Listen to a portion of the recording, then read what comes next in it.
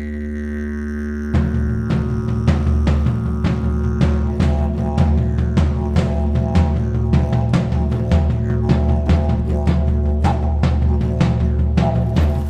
с тобой находимся на священной горе, и сегодня третий день, третий вечер летнего солнцестояния, и это большой праздник огня.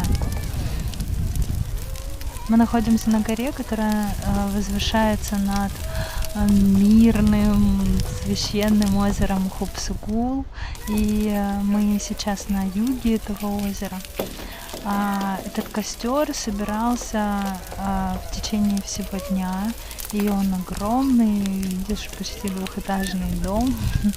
И это священный костер. В этот костер никто никогда ничего не бросит. Туда можно привносить только подношения.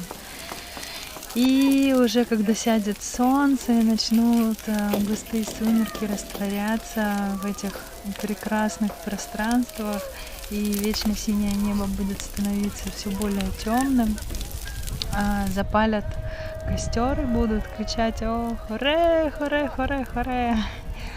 И это призывание огня, призывание, чтобы то солнце, которое уходит за горизонт, сейчас запалило этот костер.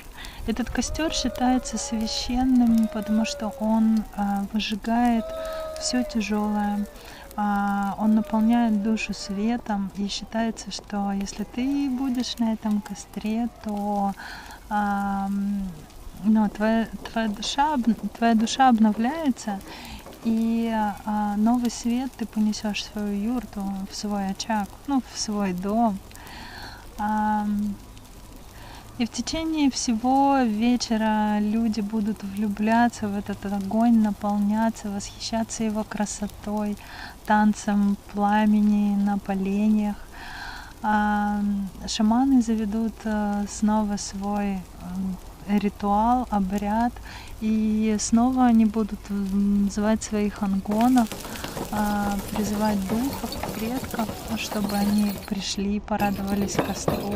Иногда это очень сильно, потому что дух приходит, и он так рад тому, что его позвали на этот большой праздник, что он прямо выходит с бубном танцевать, и ни один помощник его не может удержать, когда он пляшет около костра. И тем самым обновляется вся сила рода у этого огня. Доходит свет до тех, кто находится в большой темноте в этом роду. И тот свет, с которым люди поедут потом домой, понесут его домой, будет растворяться в тех, кто смотрит на них. И да, позовут ангонов, будут задавать вопросы, будут кормить их, будут благодарить их. А после этого в обязательном порядке люди будут подходить к уже чуть притухнувшему, не притухнувшему, а прогоревшему костру. Там сумасшедший жар, невозможно там ближе 2 метров подойти. Все раскаляется. Но та красота, когда пылает огонь в ночи, она внутри пробуждает такой огонь, такой яр, такое ярило, которое зовет жить. И этот праздник проходит уже глубоко в ночь, заканчивается чаще всего после полуночи.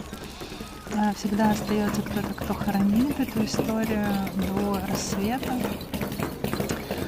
И сейчас ты можешь понаблюдать, полюбоваться, как это проходит у монголов. Да, после костра, когда завершены все, уже отшаманили, то часто там танцуют, поют народные песни, раскачивают эту энергию внутри себя.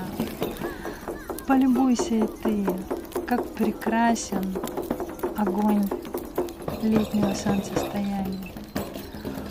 Прикоснись душой к его пламени, обнови свой костер, и пускай он горит вечно.